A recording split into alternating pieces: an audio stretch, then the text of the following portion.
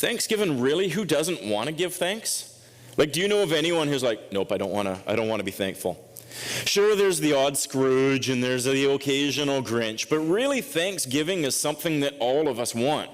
It's not like you're going throughout your day and say, nope, I don't want to give thanks. I don't want, like, we just don't have that. We all want to give thanks. And then we go and we read some commands in the Bible. And 1 Thessalonians 5:16-18, it says, be joyful always, pray continually, give thanks in all circumstances, for this is God's will for you in Christ Jesus. And so it's a command.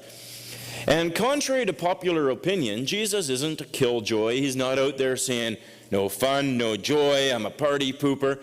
No, this is a command. Jesus is saying, we're told, be joyful always, give thanks in all circumstances, because that's God's will for you. And so that's what we get to talk about a little bit this morning from 1 Thessalonians 5:18. Give thanks in all circumstances, because that's really what God wants of you. And so to start us off, I thought we could go one by one throughout the room and everyone could list 5 things that they're thankful for. But then I thought that might take a little bit too much time. And so let's just all shout out all at once in unison. Tell me, I want to hear 5 things that you're thankful for. Come on, everybody. All right. So a number of you said it, not everyone. I imagine you all have 5 things that you're thankful for. And it's good to think about.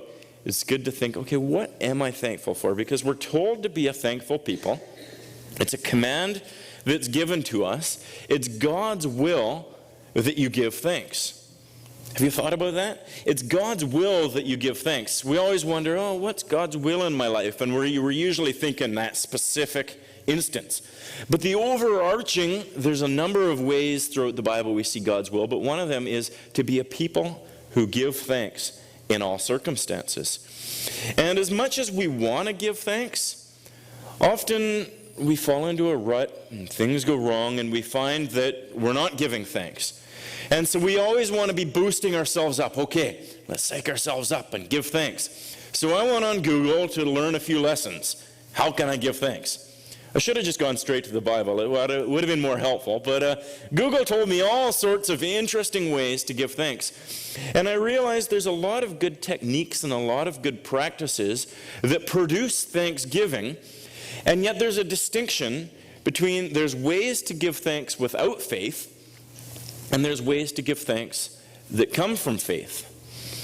And I really believe that thanksgiving should be an expression of our faith. That faith is at the foundation, and an expression of our faith is to give thanks. And so, when 1 Thessalonians tells us give thanks in all circumstances, we need to ask ourselves, what would it take for me to be content? Like what's it going to be? Because if there's all sorts of ways in which we can give thanks, I think some of those ways can prop up a thanksgiving that's maybe shallow, or maybe it's fickle.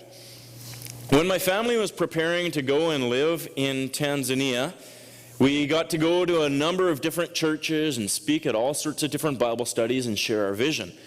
And so we'd go and we'd share about the people in Tanzania called the Digo tribe and how there's 150,000 of them. None of them at that point had heard about Jesus from the lips of one of Jesus' followers.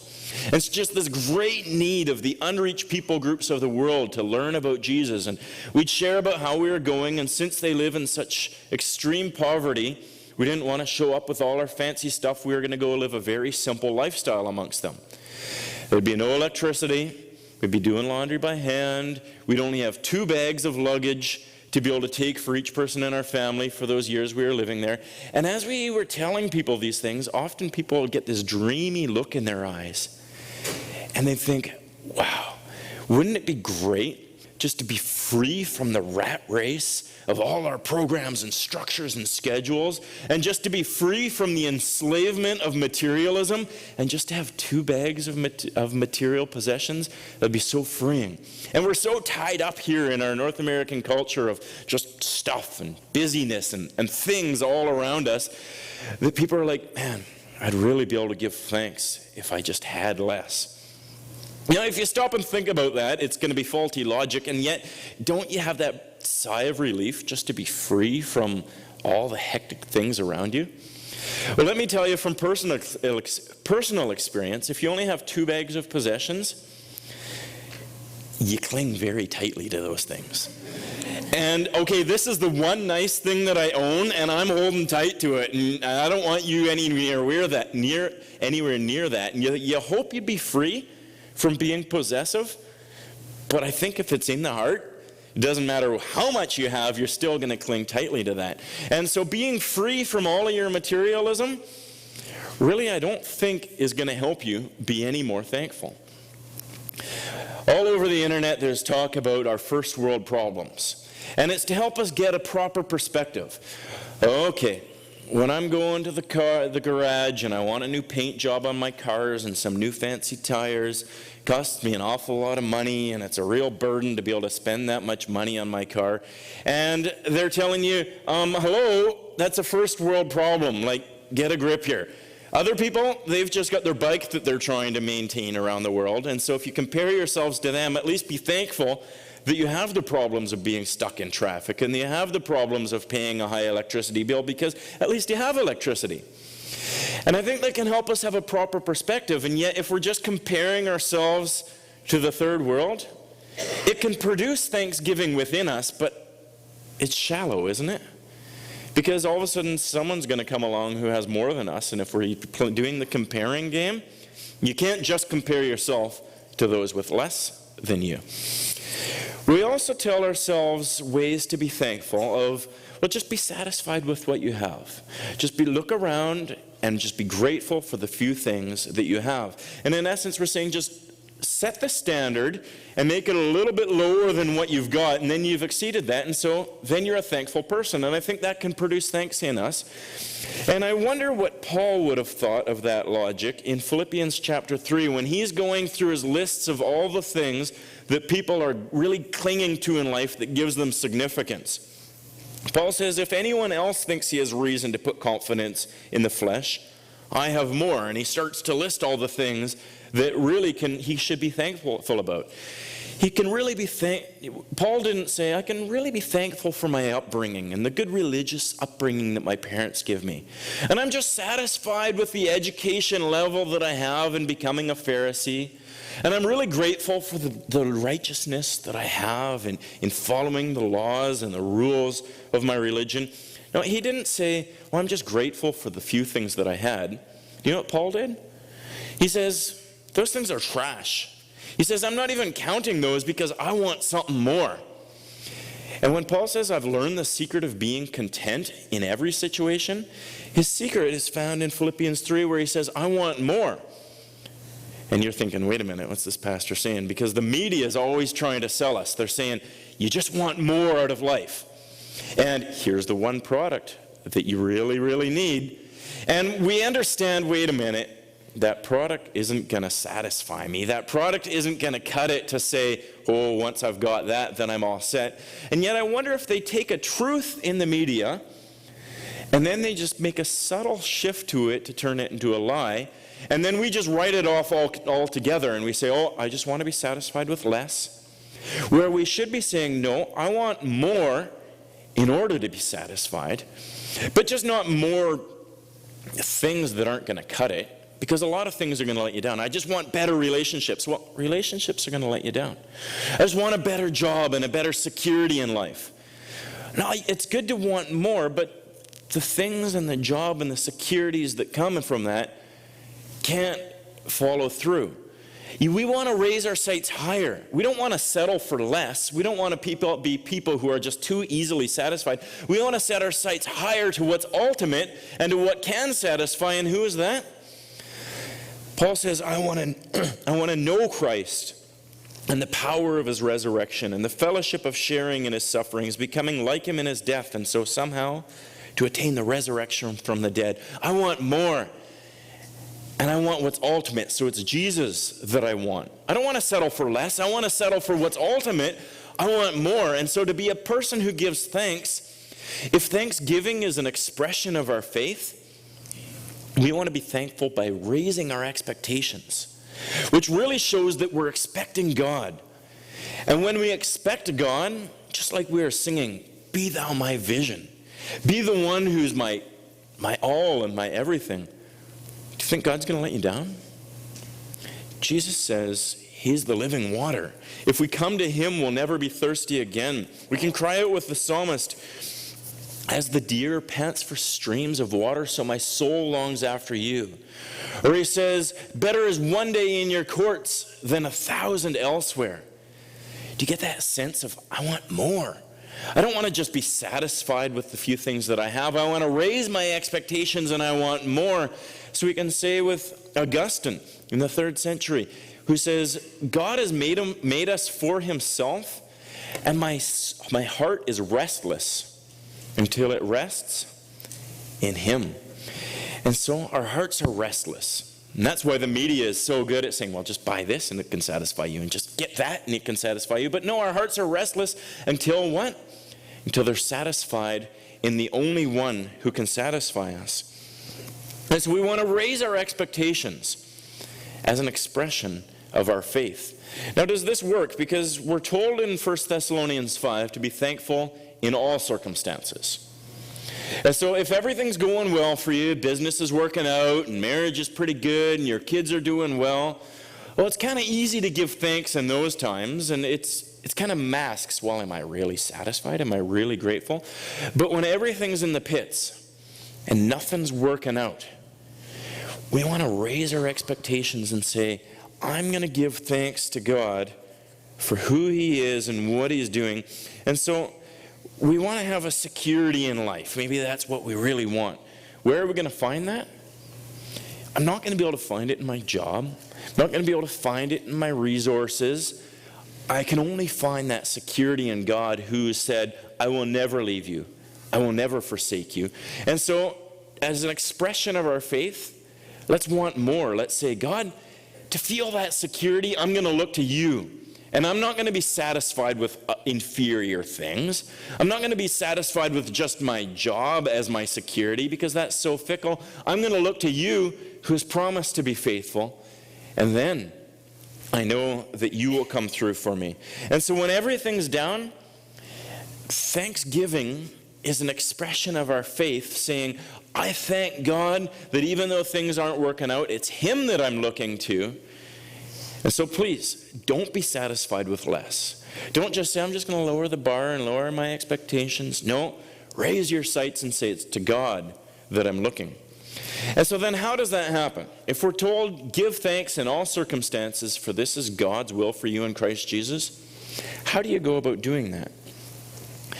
We go about doing that by receiving God. So we expect God, and then we also want to receive God. Now, Canadians, we're good at a lot of different things, but I think one of our best traits as Canadians is saying thank you. So you've got teeny tiny toddlers, and you give them a little fish cracker, what do they say? Thank you. It's been trained right into us as Canadians to say thank you for everything. You drop a pen, someone picks it up for you, you say thank you. Someone opens the door for you, you say thank you. And even kids, before they've learned to talk, we teach them sign language on how to say thank you. So it's in us, and we know how to say thank you, and we're experts at it. When I went to Tanzania, I learned the word for thank you is asante. And so anytime someone did something for me, I wanted to acknowledge that person, because that's really what thanks is acknowledging that person's input into your life. So every time I had interaction with people, I'd say asante, asante, asante. And, just very liberal with giving thanks to people. And they're like, what's with you crazy white people saying thank you all the time? It's not that they don't say thank you in Tanzania, and it's not that they aren't thankful, but we just overdid the word completely. And they say, you don't say thank you. You just receive the gift. Because in a sense, if I give you something, just be grateful and receive it. And yet, us crazy white people, they were telling me, you demand a thank you. You give someone a gift, but you're just not giving it graciously. You demand a thank you. And if you give a gift, you've got to receive a card. Like at weddings, if you don't write thank you cards, you're like cut off from the family almost, aren't you? And so in Tanzania, they're saying, we have a system where maybe it's because of their poverty. When you give something, you don't pay it back with a thank you. You kind of let it be a loose end. You keep the books open, and later on, when I have a need, I know that I can come and call on you because you help me, and then I'm going to help you, and then it's just this system of being indebted is the wrong word, but almost indebted to one another, where if you say thank you, it's, okay, I've paid off that debt, I've closed this system, and I think that's how we like it here in Canada, where, okay, I've given you something, and I don't want to have all these loose ends, so you say thank you, we've closed it off, it's a done deal, and we can start fresh again later. I might be oversimplifying. But what do we say when someone gives you something that's just above and beyond? You've got this huge need, and someone just steps up to the plate and they help you, and there's no way that you can repay them. What do you say? Oh, I just don't know how to say thank you.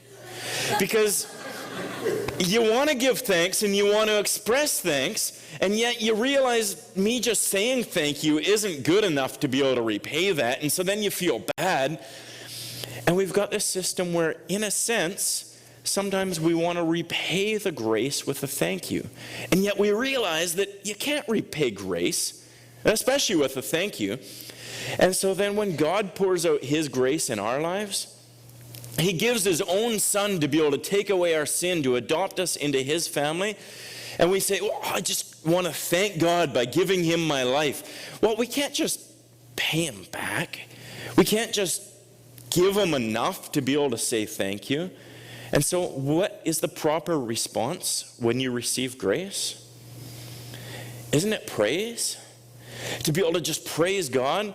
And sometimes I wonder if our thanks is just at the superficial, shallow level, where we're very good at thanking people for their interaction in our life. We thank people for the gift. But what if we take it to the next level and don't just thank people for the gift, but we thank the giver?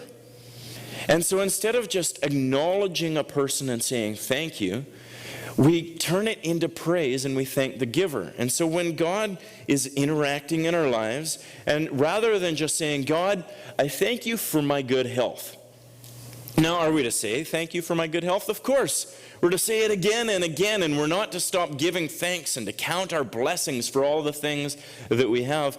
But what if we take the good things that God has given us, and we spin it and we turn it into praise? So instead of just saying, God, I thank you for my good health, we say, God, I thank you for the health that you have given me, and that demonstrates, first of all, that you're the giver of life. And so I praise you that you are the giver of life. And I praise you that you are good and you care about me and you've given me health. I praise you that you are gracious. And rather than just looking at the gift, we start to look at the giver, and we acknowledge the giver and his character and what he's done, and we turn our thanks into praise. And then what if we did that with each other? Where instead of just thank you for the gift that you've given me. I really like the shiny paper, and this is going to be really useful on my counter over there somewhere. And we don't just focus on the gift that people give to us, but we actually focus on the giver. Wow, thanks for taking the time out to consider me. It shows that you're selfless. It shows that you're caring. It shows that you're generous. And then when the person hears that praise about themselves, what's it do? Doesn't it build them up? Doesn't it make them want to be more selfless? Doesn't it want them to give even more because you've acknowledged them? Not just the gift, but you've acknowledged them as a person and the thought they put into it. Or not just gifts, but we often at church, we want to thank people for all the selfless service that they give. And Bethlehem Star's coming up, where you're going to be putting in hours and hours of work to be able to work together as a church to be able to provide a service for our community. And rather than just patting someone on the back and saying, oh yeah, good job on that aspect of Bethlehem Star that you did, you can say, you know, it really shows that you care about people, that you're dedicated, that you've got a good work ethic. And we start to boost each other up as we don't just focus on the gift, but we praise the giver. And so giving thanks is an expression of faith. And it's an expression of faith by acknowledging what's taken place and spinning that into praise. And so really, it's a receiving of God. We don't want to just give thanks as a token to say, well, in a small sense, I've paid for the grace that you've shown me. We want to give thanks by praising God, because we can't just repay him. So let's just receive his grace. Let's just bask in the grace that God has given us and receive it. And our thanks is a praise for him. And so if we're told to give thanks in all circumstances, let's put that to the test a little bit. To receive the grace of God and thanks is an expression of faith by giving him praise. Does that work in all circumstances? Does it work when the relationships are going really sour? And there's fighting and there's bickering and you want to make things right, but everything's just going wrong all around you. Are you able to give thanks in that circumstance? Well, I wonder, you're not going to say, well, God, thanks for all the friends that I have, because it's just not working out. You're not going to thank him for that specific gift because you just don't see it. So what if we say, well, how can I thank God as an expression of my faith even when relationships are going bad? God, I thank you that you're a faithful Father who's caring and loving. And all around me I see bad relationships and bad examples, and yet I know that your love is secure and strong. And so I thank you that you are the most important in my life. I praise you that you are faithful and giving and gracious and loving. And I thank you that you care enough about relationships, and I trust that you're going to give me strength to be able to bring reconciliation here.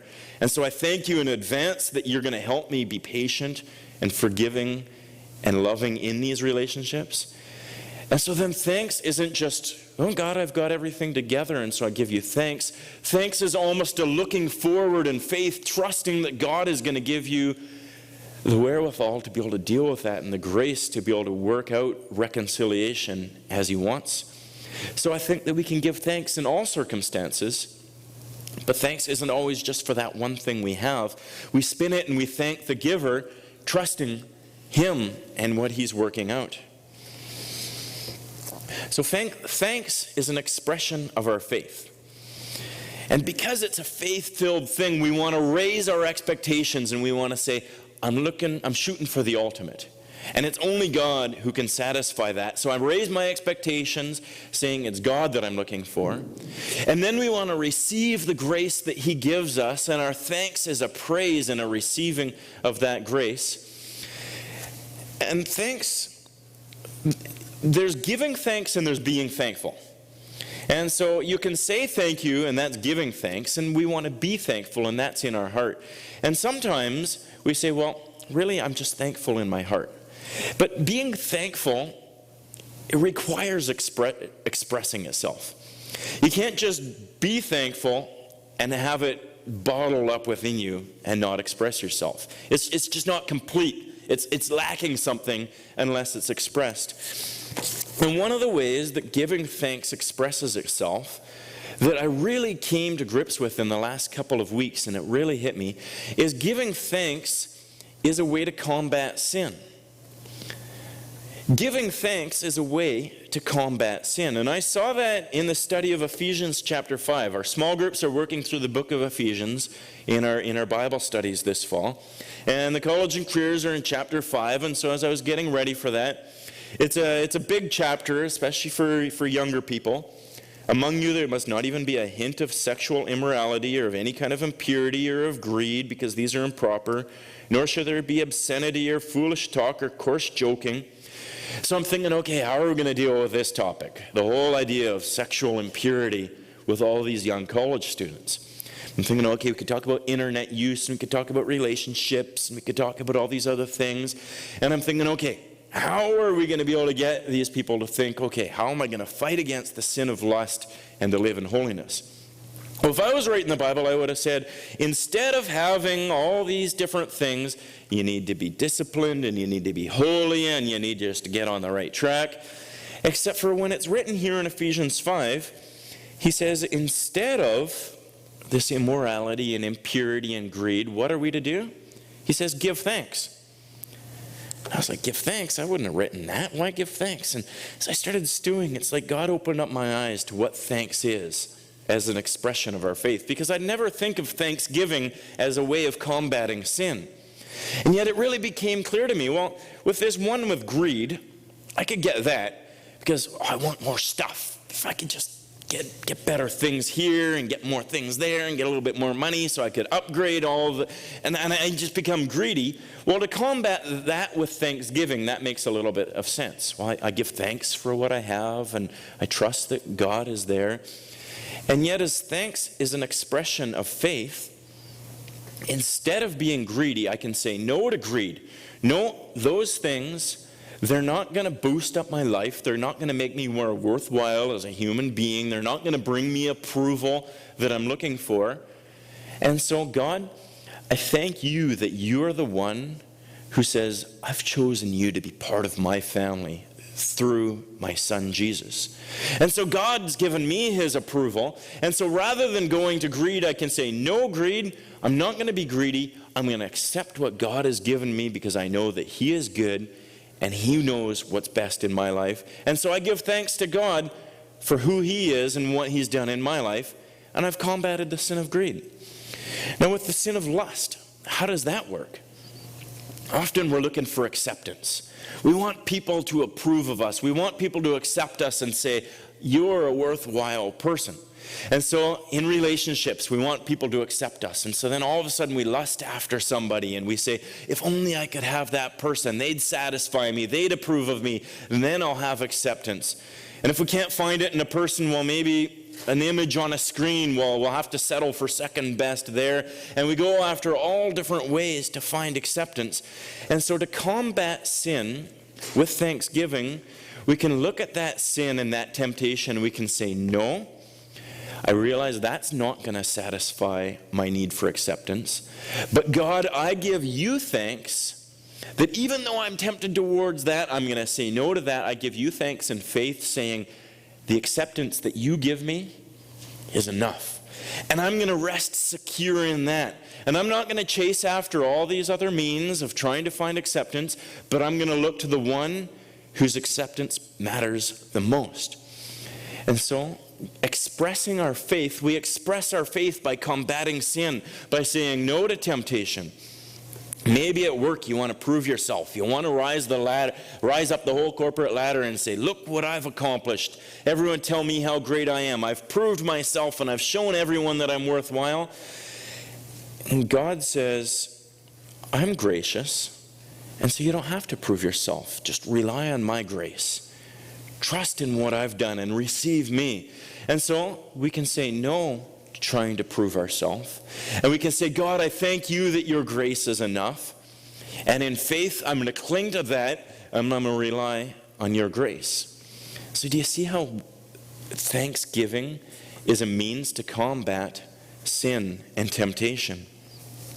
And so we want to be able to express our thanks. We express our thanks by fighting against sin, but we also express our thanks just by being liberal in saying thank you and in giving thanks in all situations. And thanksgiving is one of those things, it's kind of like joy, where joy, if it's bottled up within you and it doesn't have a chance to be released and express itself, it's just not complete. You know, when you're watching your favorite team on the TV and they're doing really well and you're hooting and hollering and your wife's yelling, quiet, the kids are sleeping, don't make so much noise. And you're, yeah, sorry. And then it's right at the end of the game and your team scores the winning goal and you jump up and you realize I'm not allowed to make any noise. And so you're like, yes. And it's just not satisfactory. You want to let out the woohoo because that's what joy does, is it wants to let itself out. And thanksgiving is the same sort of way, where unless it's expressed, your heart might be thankful, but it's got to come out. It's got to reveal itself, and it's got to be expressed for your own benefit, but also for the benefit of those around you. And I think thanksgiving builds up our faith even when it's not there. Because sometimes it's easy to give thanks. You get a promotion or something really good happens, and you almost can't help but give thanks. Like everyone just gives thanks.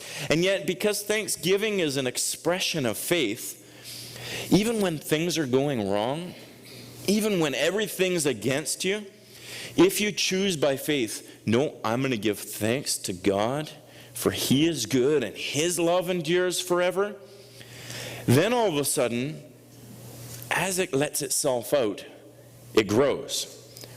Who had those little aerosol cans of whipped cream for their pumpkin pie last weekend? And you spray the whipped cream on your pie. And it makes sense to me, but I'm always amazed that the volume of whipped cream is bigger than what can actually fit inside the can. So you got this tiny little can and the volume just grows and grows and grows. And unfortunately with whipped cream, it runs out way too early. But with faith, as you release it, the volume grows and grows and grows. And it's not like that little can of whipped cream, because it can just keep on coming. The more we give thanks, the more our faith is expressed, the bigger it comes. And all of a sudden, when you don't feel like giving thanks, and when everything's going wrong, and you're like, what am I going to do? And yet, by faith, God, I thank you that you are good, and that you're in control, and I'm going to trust you for that. And so, God, I thank you for who you are. It grows. And it grows. And the more that happens, the more it expands, and then all of a sudden we're just fired up inside, and something blindsides us and hits us, and we can say, God, I don't know what happened there, but I just am so thankful that you're in control and not me, because I don't know what to do in the first place. And so faith grows and grows. And so we've been talking about thanksgiving. And it's God's will that we give thanks, because it's an expression of faith, and we need to give thanks in all circumstances. So let's raise our expectations. Let's not settle for things that can't satisfy us. Let's raise our expectations and look to the one who is ultimate and the only one who can satisfy us. And as we've raised our expectations and we don't just settle for less, we're looking to God, the Almighty One. Let's receive the grace that he's given to us. Don't give thanks just as, well, I'm kind of paying him back in some sort of way, but let's just bask in and receive the grace that God has given to us, and allow our thanks to be a praise of him. To be able to thank him for the gifts he's given us, but more to be able to praise the giver of those gifts, and then express it. Express it by combating sin. Express it in every situation you can of being a person who's giving thanks, and giving thanks all the time. And so we started by saying 5 things we're thankful for. And so I want to hear each one of your voices now. We're going to each say 5 things that we thank God about his character. So what do you like about God? What are you thankful for about God? Let me hear it.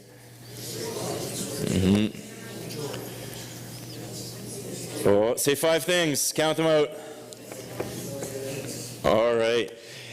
Isn't it a little bit more difficult to thank God for his character? It's easy to think about the gifts that he's given us. Home, job, kids, health, holidays. There's lots of different things that we can thank God for, the gifts. But to look, well, why do I have those things? What's God's character? It's not quite so easy. And I think we need practice in that. And so I encourage you throughout this week, as you say thank you to somebody for something, don't just limit it to what they've done for you, but elevate it to a praise of that person. Not like worshiping that person, but like saying, this is what I appreciate about you. And then in your prayers, practice praising God for who he is. Not just what he's given you, but for who he is. That's the reason why he gave it to you. And so let's be a people who give thanks in all circumstances.